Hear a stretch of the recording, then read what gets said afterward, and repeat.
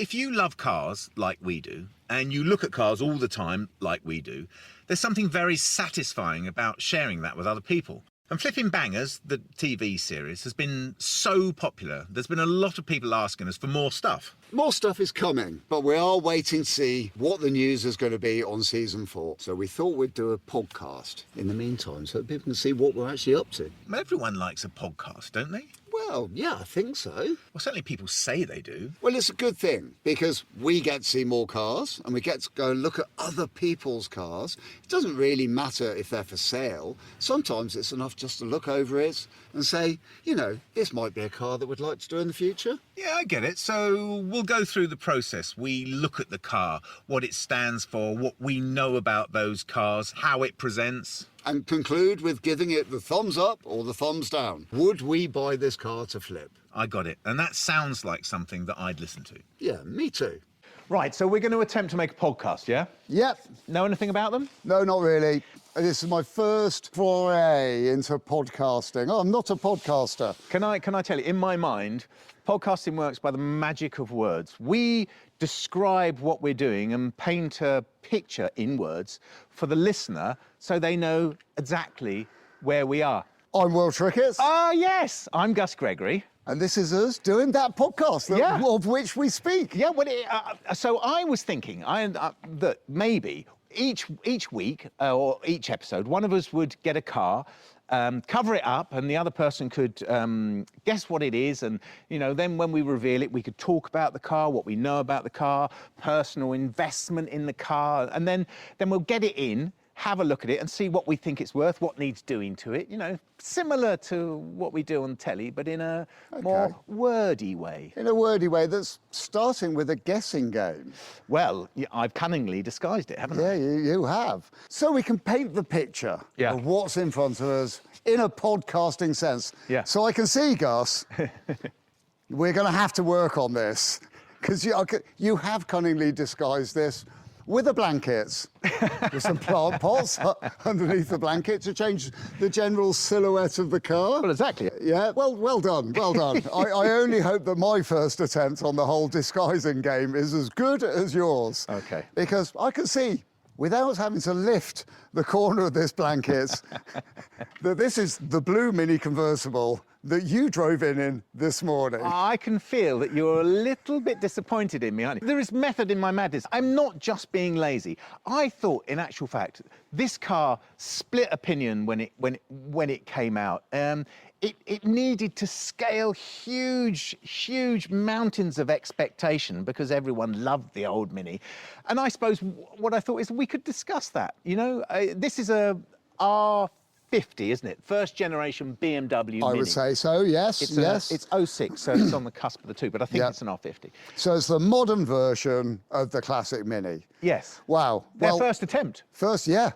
I mean, and did they get it right? Well, I don't know. That's what we're thinking. I mean, when these first came out, I went on the launch of these. In actual fact, I think it was in Portugal, and BMW leaned heavy on that BMC heritage. You know, Paddy Hopkirk skidding around the hills above Monte Carlo, and I was, as a kid, because I had classic Minis, and you know, as you did as well.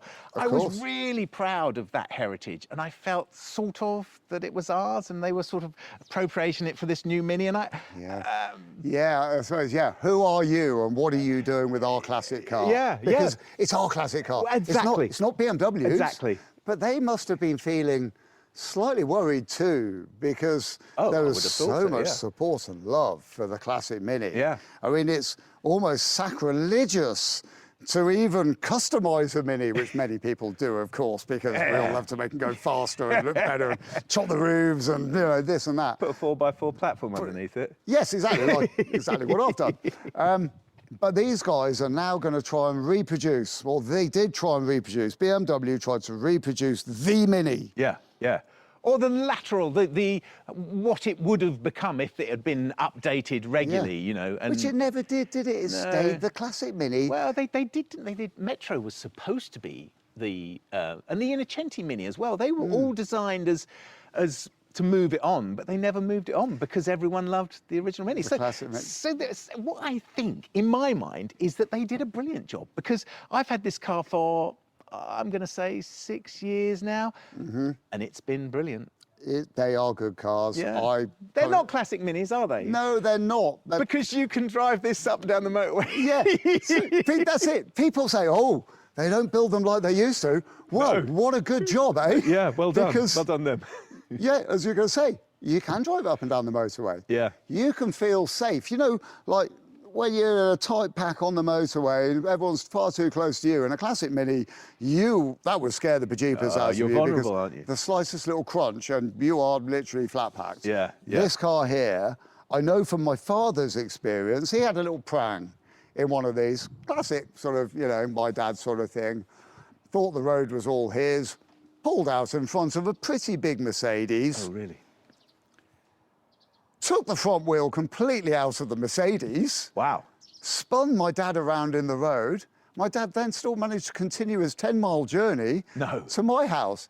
And of course, he said, I don't know what happened. I mean, something just hit me. You know, I had a little chat with them and continued on my way. His car looked undamaged. Amazing. Yeah, the car, well, that's testimony to it, isn't it? They are built like little tanks. Shall we get this in, put it on the ramp, have a look underneath it, and just for a bit of fun, see what we think it's worth. Point out the things that go wrong with them, point out the things that are strong on them, and point out on this car what needs doing to it. And we can work out whether we think what we think this car's worth, I suppose. A bit like we would if we were filming, you know. Assessing it for a flipping bangers flip. Exactly that, yeah. Shall we get it in? Let's do that right now. Are you going to give me a hand or am I going to push? I think we both better push it. Doesn't it run? Well, it does, of course, run. Yes. Right, so we've got our 2006 R50 Mini, and we are putting it on jacks and axle stands, and we're going to have a look underneath it. Currently, I'm in position and ready to start going. Okay, let's go. Currently, it is, well, I mean, would it be fair to say it's pretty much an unknown quantity to us? Well, under here? Well, because you haven't been... I haven't been under it for a bit, no. No, so... When was the last time I went under it? Oh, I put new brake pipes on it. Yeah, okay. So about 2 years ago, I'd say. That's amazing, isn't it? I haven't been under there for 2 years. How are we doing on your side? Coming out good? Yeah, well, nearly, I'd say. I'm happy with that. Okay, I'll chop the front up. Safety first. Of course. Okay. So really what we're doing here is we're looking at it with a view to working out, could this be a suitable car for us to flip on our show Flipping Bangers? I think so. I think give it a thumbs up, give it a thumbs down, see where it sits. Financial viability. Yes. General condition of car, then versus financial viability. Exactly what you said. Proof of the pudding, mate. It's all going to be down here, lying on our back, underneath. Actually, quite a clean car. I can see for a start that my side, so near side, passenger side, shock absorber is got a lot of oil coming out of it.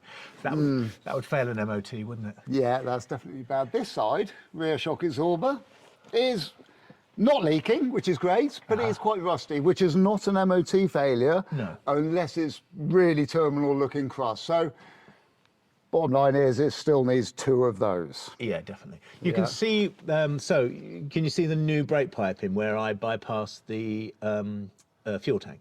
Oh, yeah. I went round, they rusted. Oh, I see, up to this point here. Apparently, it's a thing on these Minis, this generation of the new Minis, rust in the back end. So this sort of subframe is quite rusted as well, isn't it?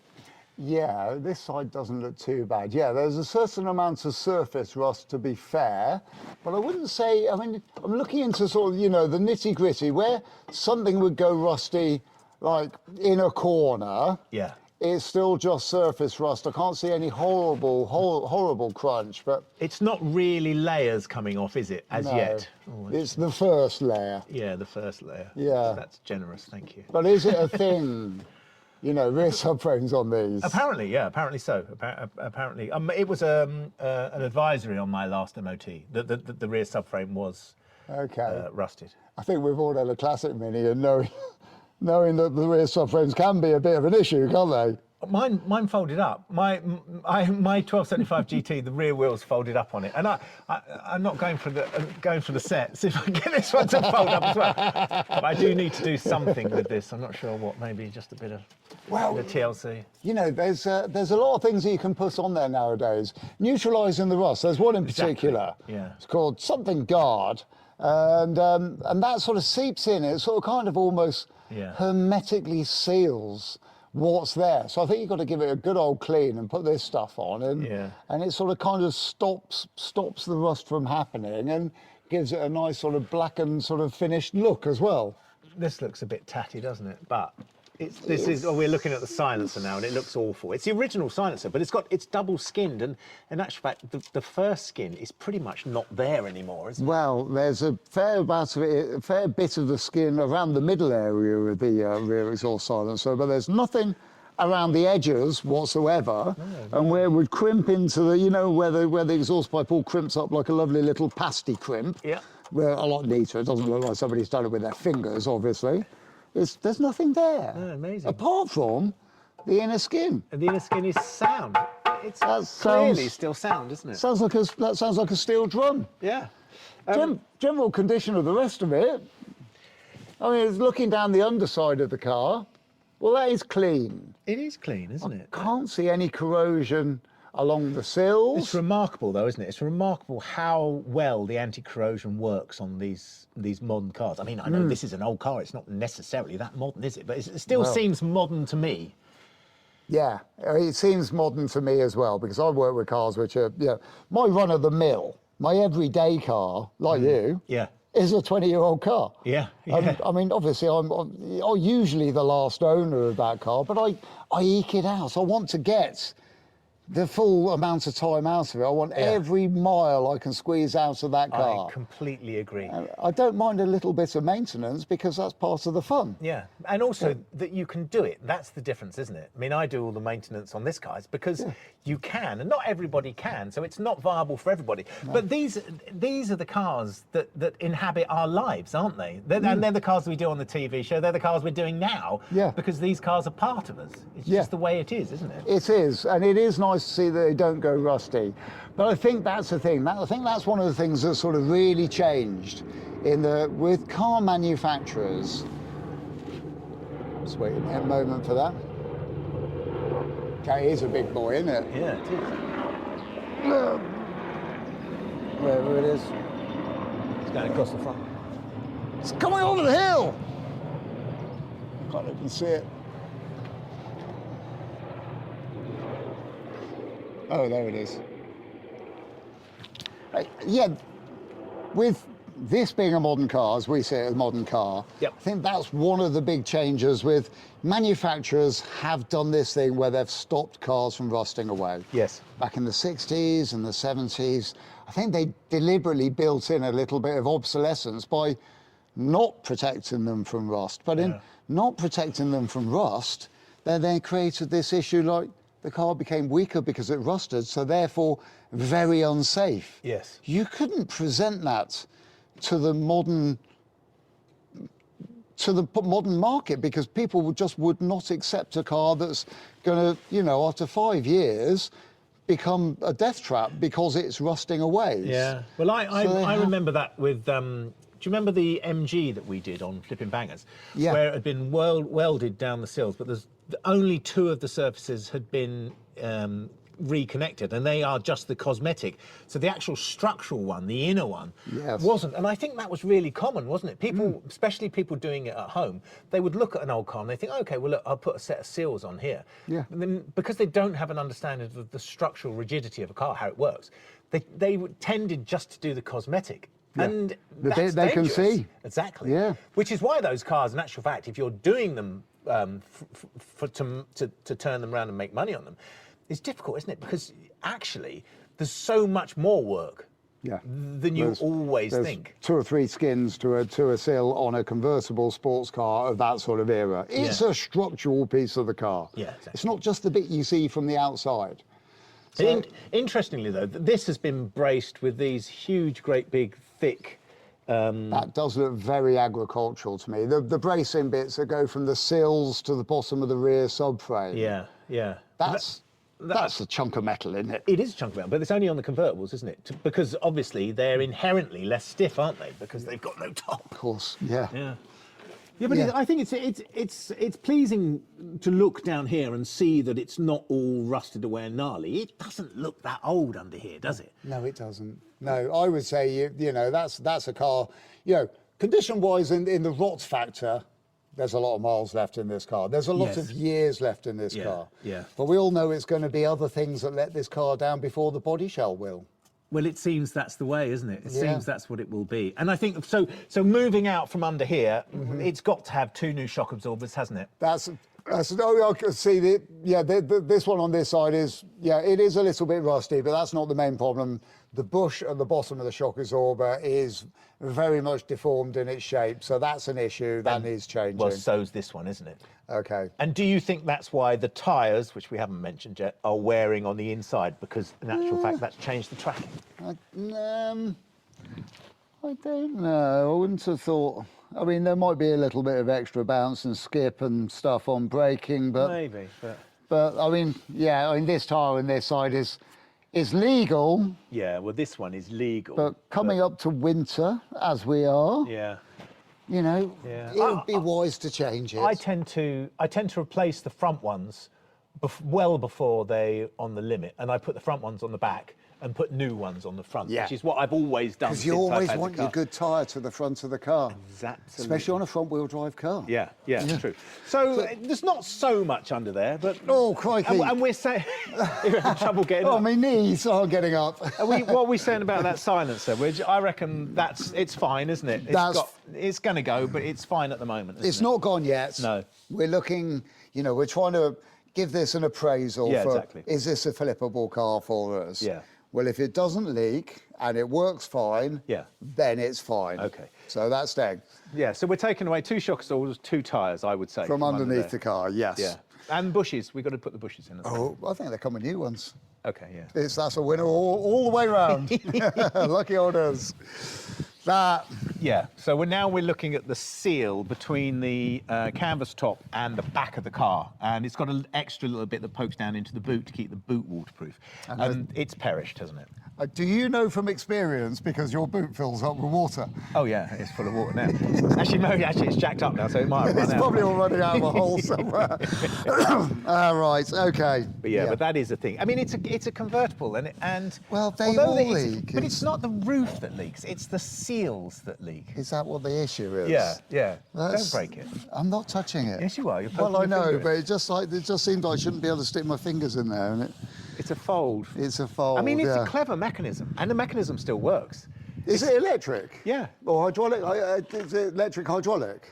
No, It it's does- just electric. Is it? It's all on electric motors and cord. It's really clever. Yeah. Really? I mean, that's sort of. I think the first one that was hydraulic as well was that SLK. Do you remember the SLK we did? Yeah, I do. I think I that try was the- not to remember that SLK that we did. That was an us and I met. The crazy thing about the SLK was I wasn't there on the day that you actually managed to fix it with our friend. Yeah, well, it Who wasn't really me, was it? Let's No, face it. He dug us out of a big hole that day. did dig yeah, us out of a 2 big hole. wires around the other way. Crazy. Anyway, that's that. So what? So as you reckon that if we could replace these seals, and I think they just pull off. I think these Yeah. just pop off. Does so it? don't try and get it off now, because you're not going to get it back on, are you? But what I'm saying is, if we bought this car, I mean a car like this, then that is replaceable. So that would Yeah. cure the leak at the back. Well, if that cures that, that's okay. But surely, I mean, this is a convertible. It's got a leak like a sieve. Well, yeah, as you can see from the front seat, this Yeah. we're now looking at So the is top this- of the A. Where's that water? Sorry. On what? You're just about to tell me where that water's coming in, aren't you? It comes in here. So we're looking at the top of the A pillar, and there's a sort of L-shaped rubber, and the water leak. I guess it's just perished. The water leaks through it. So when you're driving, you and it's raining, you'll get a wet leg. Right, you say just perished. Yeah. I can see quite clearly Oh yeah. that these bits of trim not actually sort of fitting very well, are slightly they? misaligned, isn't it? That doesn't really sort of like. Ooh. Don't make it work. You've pulled it Oh, off. I think that's supposed to pop back in. Do you? Yeah. Oh, I see. You think Yeah. it's not under the... That might be. Have you ever hit a low branch on a tree? Maybe, I don't know. Yeah, that could be the issue there. Yeah, it would have Getting been a wet very low leg. branch, wouldn't it? You're getting a wet leg just on your knee, right-hand knee. Yeah. Is it a bit like driving a series Land Rover, where they always drip on your right-hand knee? But all this, if we look at the interior, the driver's seat, and I think this is just genuinely, I mean, if BMW might be interested in this as a case study, but this is a BMW Mini that's done 150,000 miles, and I guess that this is just how the seats wear. So the seat's worn on the cheek as you get in and come out. Yeah. Apart from that, actually, it's pretty good in here, isn't it? Well, I'm just getting into it now so I can have a good old look, because I've picked up this rag. I don't know what you do with it, but What you're doing with it is exactly what I do with it. well, you clean the inside of the car with it. Every now and again, I use it for demisting Well, the I'm just giving window. it a little rub. Because I'm an old man. Old men have those sort of things Oh, in they their do. cars. Well, have you got the nice little set of driving gloves and the boiled sweets on the rear parcel shelf? If I had a rear parcel shelf, I might. You might do. But those sticker marks Bo put in there. But actually, yeah, go on. What are you going to say? It's retro, isn't it? Yeah. This is what BMW were trying to do. I'm talking about the dash cluster and the dashboard itself. It's retro looking. BMW trying to harvest all of those lovely looks from the original Mini. And Yeah. I've just spotted something that I've never ever spotted before. And it might be blatantly obvious to everybody else, but remember on the classic Mini, on the early classic Mini, where the dash cluster was actually that sort of like oval, Like an elliptical eye. shape. It was the shape of an eye, wasn't it? Well, I just spotted that this is that, isn't it? Yeah, it is. With the two air vents either Yeah. side of the central clock. Yeah. It is roughly that sort of shape. It's sort of pointless, though, isn't it? It's like having this rev counter here. It's whimsical. In my mind, it's It whimsical. makes you feel like you're going faster. Oh, that's the Gotcha. But when I first got this car, and I don't know if you know this. I bought this car for £200. Did you know that? Because it had a broken gearbox. Because that's one thing that we haven't talked about, of course, is the fact that this generation of Mini, their 5-speed Getrag boxes, were quite fragile, weren't they? They were absolutely awful. I've never had to repair one because of that issue, because I think my ones have always been the next generation Yes. on with that Yeah. slightly different gearbox in Yeah, them. yeah, not The better sure one which- that doesn't Yeah, it doesn't. fall to bits straight away. But this had a broken gearbox, so my instant reaction was, well, it's a lovely little car. I'll just get a gearbox off the internet from a breakers, put it in, and it'll be fine. And it is actually quite noisy So now, how- the gearbox. But Or the new one. yeah. But the new second-hand one. Yeah, I don't know how You many can live miles with it's done, that. but it's that classic case. You buy it from a breakers, and they say, well, it drove in nicely. It didn't make any noise when it was driving in, and you think, well, did you really listen to it? I doubt Yeah, it. I doubt it. Exactly, It was yeah. just ripped out. But how much did you pay for this car? £200 for the car, £600 for the gearbox. I think that's pretty much a bargain, isn't it? Well, I think I've had it 6 years, so Yeah. the car 6 So years. the car would have been 12 years old when you got it. Yeah. It's That's all right. not isn't it? bad. Okay, so today, if I were to try and put a price on this car, and let's say, for instance, because this is an appraisal for the purpose of would we flipping bangers flip it? Yeah. So we imagine that currently it's not got an MOT on it. It's been sat under, obviously, a yew tree in somebody's garden like you've been doing with it. So the roof is a little bit mucky. And, but in general, you know, it might be okay. Yeah. But we haven't mentioned the fact that it's got quite a large scratch down the rear 3/4 panel on the driver's side. And I'd like to be able to say I hadn't noticed that, but Oh, you had? that would be, well, I mean, it's pretty obvious. Yeah. Would that happen to be sort of like self-inflicted? It was self-inflicted. It was self-inflicted on another of my cars. I was very confidently getting through a gap and talking to my son at the same time. And what went wrong? I got the first half through and then started talking. Which of your other cars did you hit? Because I think I could guess. It's a galvanised edge of a Land Rover. It's made a nice score down it. But basically, that was basically a day's work, isn't it? To maybe knock that out a bit if you can get to it, or fill it and respray it. Bit of knocking out, because it just makes the filling easier and better. 100 quid's worth of materials. Yeah. So, you know, whatever you value that at, well, we've got to value it as 100 quid's worth of materials, because you know how we do it. We've got 5 days to work on a car, so... Yeah. So we're saying, I mean, 2 tyres is going to be 150 quid? About that, yeah. What do you think? Two shockers. 2 shocks. Pair shockers, 60 quid. I'd say so. With the bushes in. With the bushes in. Winner, winner. Winner, winner, which is great. Trim for this hood where it's leaking across the back of here. Yeah. I doubt you'd be able to get a new one of those. Well, I don't know. And if you got a second-hand one, would it be as perished? Because that's all that is. It's just perishing, there's isn't actually it? more bits of it coming off. Only as you pick it, though. Maybe I stop. mean, there is a... You may have a point. No, I'll tell you what, I'm going to step away from the trim piece. But what I'm saying is, if you could get a second-hand one, I mean, but look, this bit of trim, the next bit of trim. So we're looking again at the bit of trim around the boot, which has perished and lets in water. But there's other bits of trim on the car, rubber bits of trim that haven't totally perished. fine. So I don't know. Maybe that's just. Well, I think with all of these things, anomaly. you don't know until you know. No, There's true. got to be one out there that's better than this. Yeah, got to be. Yeah. So let's say we could get one which is in serviceable condition, because it only runs from, you know, halfway around the back of the hood above the boot, doesn't it? Yeah. So we're at 210. 60 quid, 50 quid. Okay, yeah. So 50 quid. So let's say 250. Yeah. And then we've got paint for here. Yeah, which is another gonna 100 cost quid. us- Yeah, 350. Yeah. And then the rubber at the front, A-pillar rubber. Well, that might be a case of rejigging it. Because Yeah. actually, you're right. Because if you look on the other side, on the passenger side, oh, that's really misaligned. Look at that. Is that Yeah. just because you've pulled that out now? No, it's not. No, it was Yeah, this that's bit what- was already bent. That's what you're saying. I think. Is it really? Yeah, That's that clearly bit's why like, it leaks. It's almost like it's not been clipped in underneath. It looks like it properly. needs a good clout. Yeah. Yeah, but it's right in the corner of your glass, so you don't want to go whacking that too hard. But it's clearly what's happened there, isn't it? Yeah, I'll take it off, Yeah. have a look, Yeah. and then Yeah. Leave it Click for it now. back in. For the purposes of the podcast, let's just leave it where it is. you don't want me to mess with this One now. of us has got to drive this home, and it's not you, is it? No, it's not me. So, okay, so we're at 250, say 350 with paint. Yeah. Oh, I mean, even if you're up to £400, it's... There's always going to be other little odds and ends, so Yeah, you can yeah. easily round up. Yeah. So now we're paid 500 quid for the car. We've got Well, 400 hang on. Do you think that's what we should pay for the car? 500 quid?